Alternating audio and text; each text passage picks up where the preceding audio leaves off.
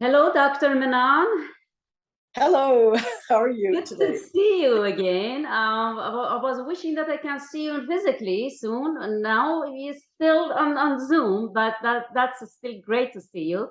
Thank you so much to be big part of a Canadian National Health Campaign.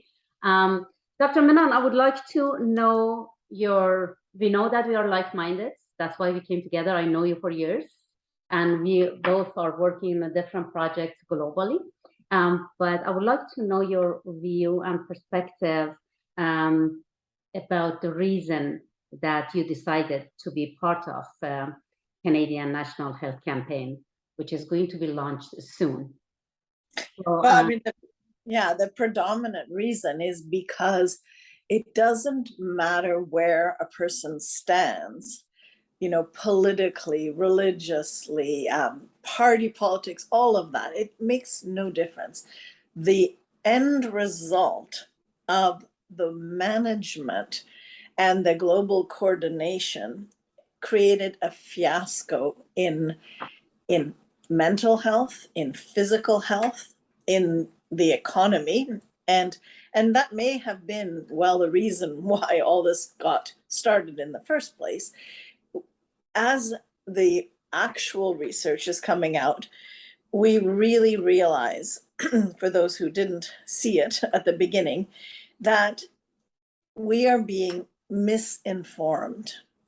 And I believe now I'm no longer practicing as a naturopathic physician, which I was for 30 years. And now I'm more, facilitating groups and discussions, and I've put aside my medical hat. But the truth is that people need a place to be able to voice what they've gone through, get help. And there's so many people and so many different modalities, whether it's a listening ear, whether it's homeopathy, whether it's Bowen therapy, whether it's the million things available to people, just simple diet and food that currently we still have access to. That could change. Like we might be looking at all of that. But I think that for me, it's like we need information, verifiable, uncensored information. And why I'm so passionate is I've always been an advocate for my patients. And I've always said, well, you decide, informed consent, you make a decision. And I'm going to lay out, to the best of my ability, everything available to you. Could be allopathic, could be homeopathic, could be anything. And you make an informed decision. And what I have seen now, the crime that has taken place, is that there has been no informed consent, and people have suffered by not only side effects, but chronic disease making that will be covered up by all kinds of things because people are not putting two and two together. And so I really am for getting the truth out. And I actually started in law. I got trained in Quebec at UQAM. And it was really human rights law that I was interested in, not so much corporate law in that. And I was very involved in what happened with asbestosis, which was another major cover-up because it was causing harm. And at that time, asbestosis was not a disease. So therefore, there was no compensation for all the workers and families that died of asbestosis, which was like an environmental poisoning. So I think I've always been ready to share the truth and educate, to find out how to get to the root of things. And also, in 30 years of practice, I've seen, I will call them miracles because I love the awe at which I feel and my patients felt, this sense of like, wow, the body can heal. All we need to do is work with it, simple solutions, and and follow through. So anyhow, so that's why I'm here. I just felt that it's really time to have a body that talks about possibilities, hope, not just doom and gloom, and really be a platform to help people. So that's why I'm very excited about your initiative, Dr. Parvin. Oh, thank you so much, Dr. Manon. That was a wonderful introduction about your mission statement or remarks. So I know what's going on in regards to your professions, and that's a reason that we come together because we are like-minded. We know you are in British Columbia, I'm in Ontario, but nationwide, we have gone through more than 2 years of oppression, tyranny, and lockdown, and under restrictions. And we know what's happening at the mental, emotional, or physical level to people. And the problem was that people kind of put their trust in their fake narratives, in their flaw and science fiction. And because we know, I don't want to claim that I know the plan, so but it was obvious what was behind it. So and I suffered with my people as well. I suffered with my nation as well. But unfortunately, we were not that a big voice to bring everything we know to the table, that people can really understand what's going on. Until that, some people had to go through that, and because they were provider of their families, they had to comply with those very inhuman mandates. And some people, they willingly did it, which we respect their decision. But generally speaking, people are injured now, either at any levels, you think. So could be from the lockdown, could be from the enforcement, could be from the travel restrictions, or could be from the the investigation of injection. So that's why I always I always worked with my heart. I never worked with my mind. I never worked with my head that, oh, this kind of business brings me more revenue. This kind of, I always put my heart and faith into what I do, and also trust. We both are homeopaths. We know that homeopathic medicine, the principles of homeopathic medicine. So that's why I try to treat people who come to me either or, they were forcefully, you went through this investigation or trial, or by willingly. But again, I try to put my heart into it, because I always say that I want the unified nations, no matter the decisions people make.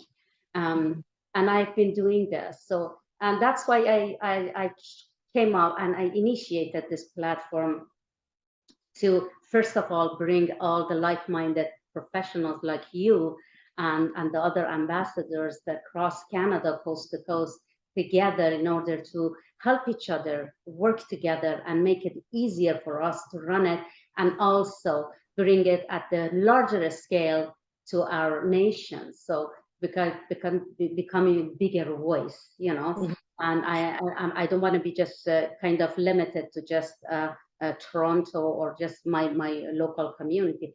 I want people like you, Dr. Manon, that you've been a big voice so far. That's why well, actually, yeah, exactly. I mean, that's what got me in trouble with my own board, because at the very beginning of the pandemic, I actually wasn't politically connected. It came very quickly. I understood what happened, but I was just saying, okay, we have this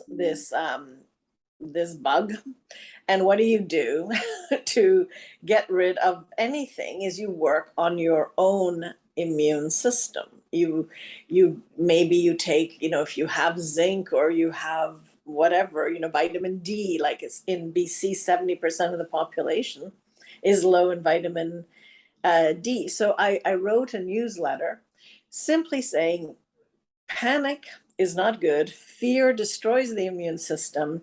It's time to basically reboot your own body. Let's take self-governance. Let's look after ourselves. And then, when we find out what's going on, we can make different, potentially other decisions. So I always start it with that. And what I got is a letter basically saying that I cannot speak differently than the narrative.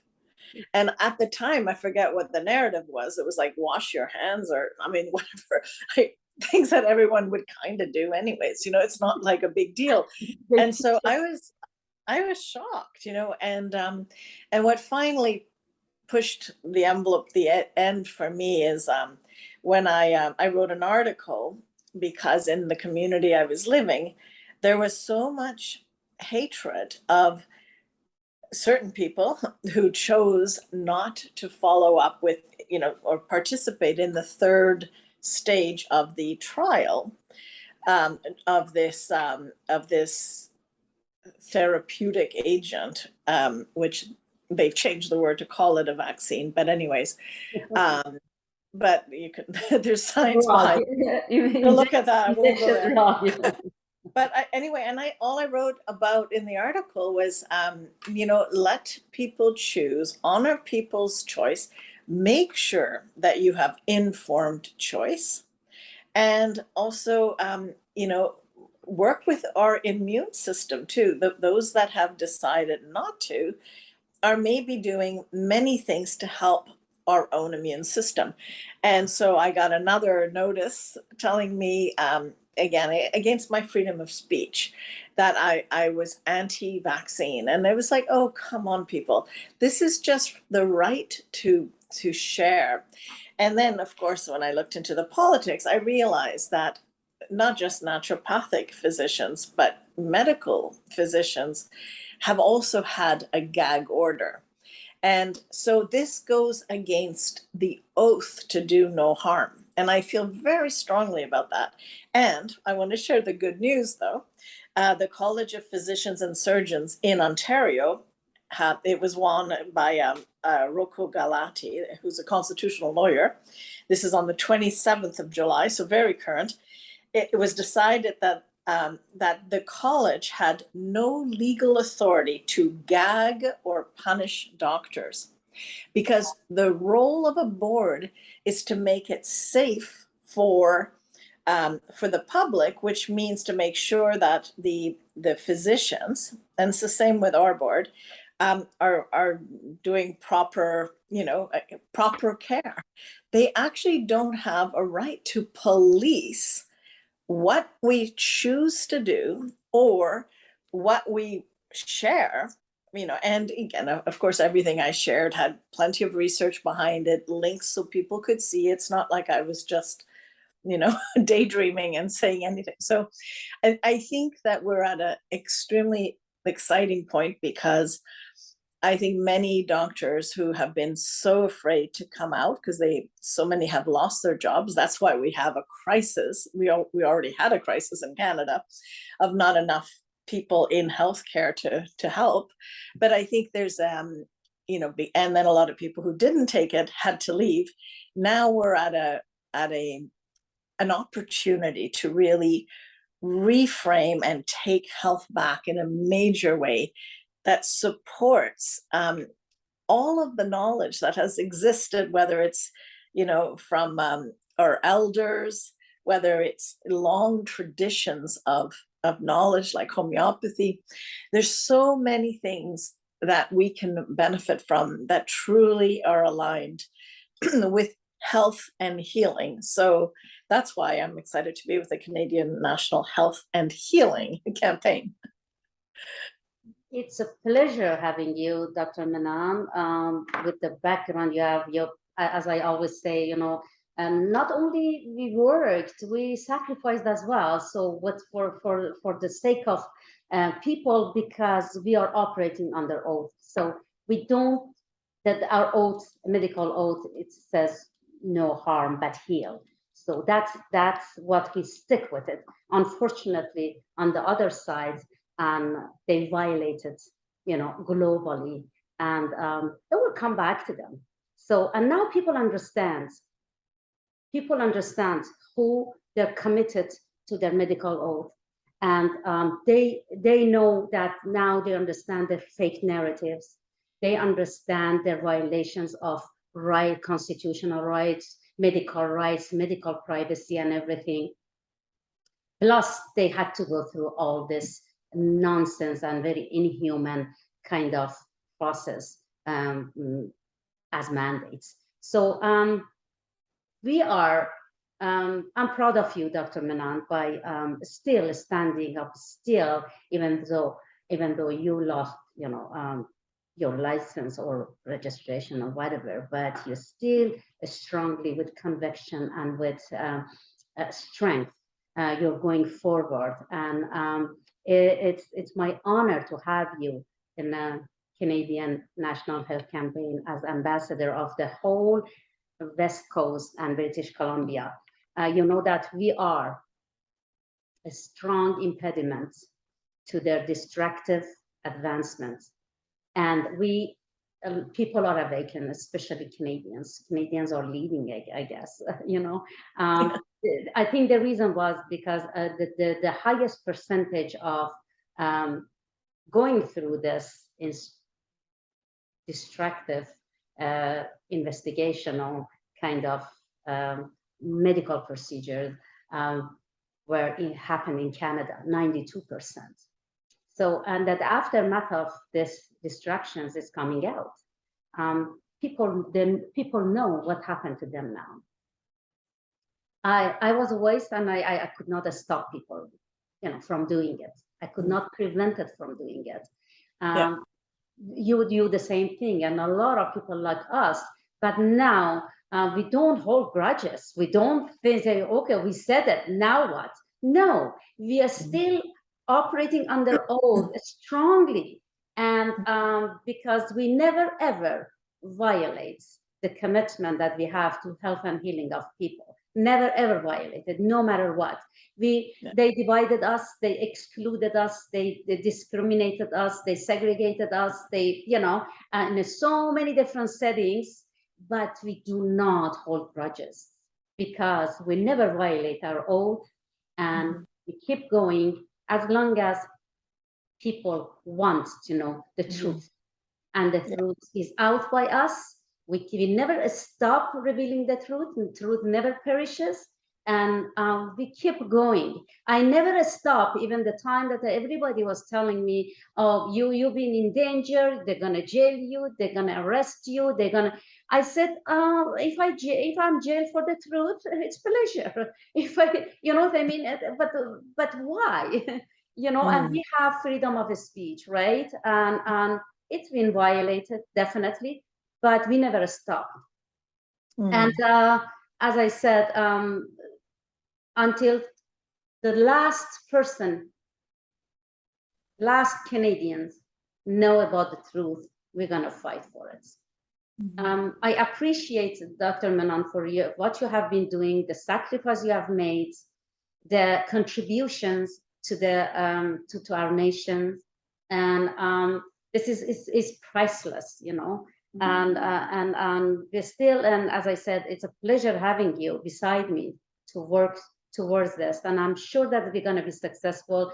We were so patient so far, as you know, it's not only the last 2.5 years of this show. From the beginning, we have been fighting for the modality that we have faith on, and we know it's actually, I can say, is the only system of medicine that cures. Because what I say cure, it means the cure effect, because the healing is an internal domain. We're just trying to awaken and activate the healing power in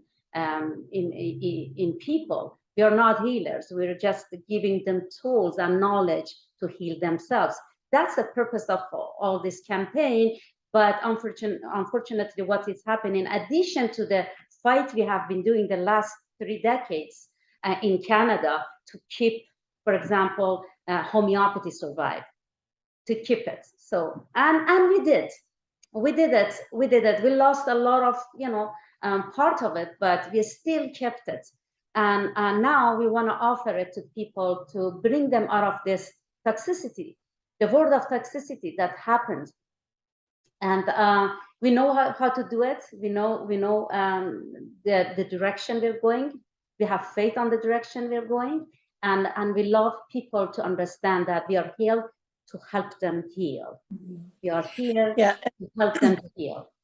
Yeah, and I would add to that too, that, we are not just open, please join us if you have felt coerced, betrayed, or you're suddenly realizing that you are injured, because there's an incredible disassociation happening right now, and many people are traumatized and don't realize it. And we have new terms like sudden adult onset death or whatever. It's like you have to create words and new conditions for what is evident to all of us who are following what's happening. But it's very disturbing and confusing. So we really want to create the ability to help talk. And as I'm no longer practicing on any way, that is one way I would like to help, is have open discussions. Just be able to be oneself, ask questions, and participate. So I think that's very, very important, that communities matter. And so that's it. Yes. Thank you so much, Dr. Manan. Yes. That's why the ambassador is a voice, and that's why we want you. Everybody invites people to this campaign because this is for people. And let's just go forward. Just go forward, and do not allow the darkness come back to our nation anymore. We are the strongest impediment. We are in front of them now. We do not allow to bring darkness to our people anymore. So we have been doing it globally. We have been doing it at the global scale, but we were just waiting. I personally just waiting until to understand the dynamic of thinking of my nation, the Canadians, my fellow Canadians. Now I am determined and I'm committed, along with Dr. Manan, to help our nation to heal. And this is a project. It's not for just today or tomorrow. It's going to be forever, at least for myself. For my last breath, I'm going to serve my fellow Canadians. And as I always say, Canada saved my life one day. That when I sought asylum to Canada, and I am determined and committed to contribute to saving my country and my fellow Canadians. And this is something that I am, and I always said it, and I'm always going to do it. So thank you so much, Dr. Manan. I appreciate very much you joining me in this interview. And the campaign is going to start soon. I'm just waiting for the other ambassadors to tell me when everybody is ready to launch it. And practically everything is done. I'm just waiting for the moment of receiving the date to completely launch it. Thank you so much again, Dr. Thank Manan. you so